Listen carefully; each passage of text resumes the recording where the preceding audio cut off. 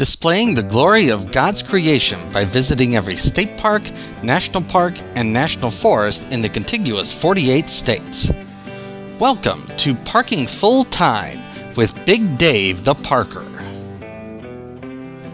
10th hole. It's 336 feet. It plays straight up the hill, and it is a par 4.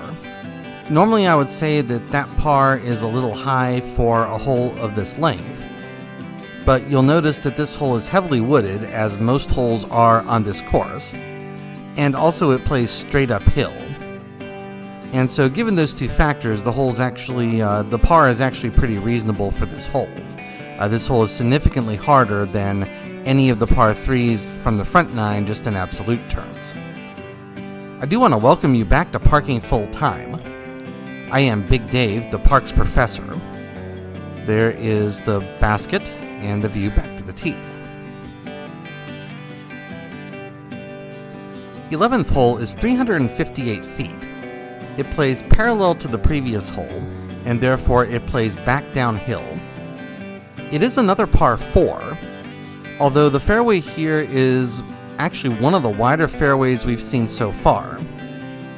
And since it's downhill, maybe this should be a par 3. I guess it could go either way.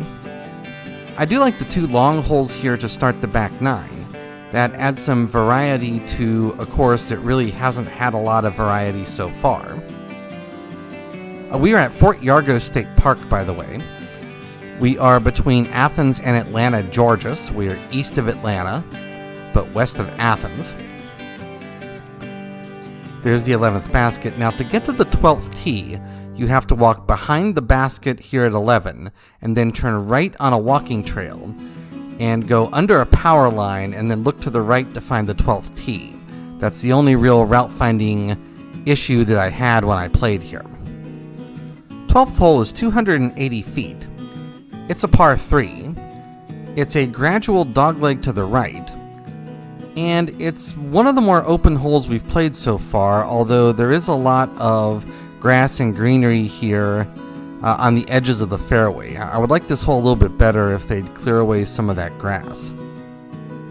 There's the 12th basket and the view back to the tee. Now the next 4 holes form a little horseshoe. You can actually see the 16th basket off to the right of the 13th tee. 13th hole is 292 feet. It's a par 3.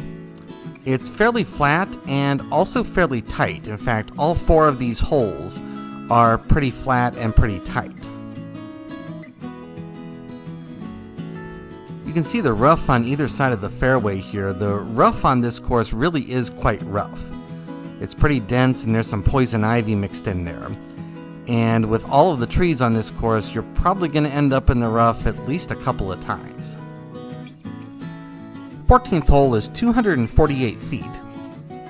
It's a par 3, and it's very similar to the previous hole, except a little bit shorter.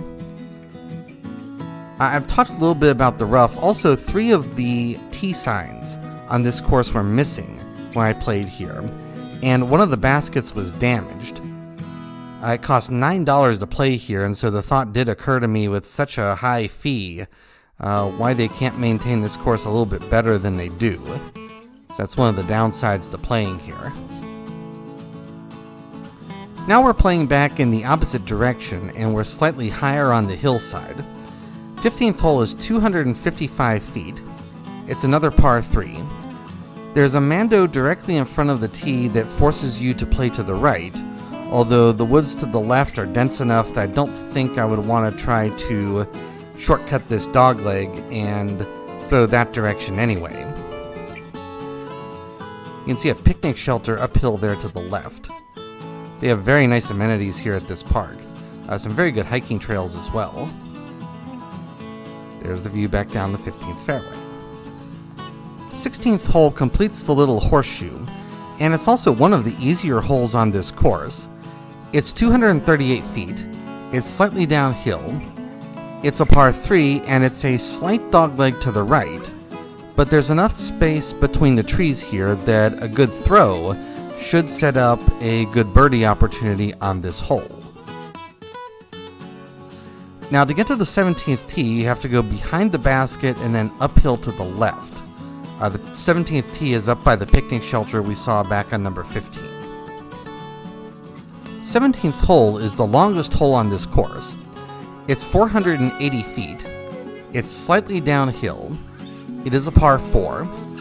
And it also may be the most boring and least scenic hole on this course, because for its entire distance it follows this power line corridor.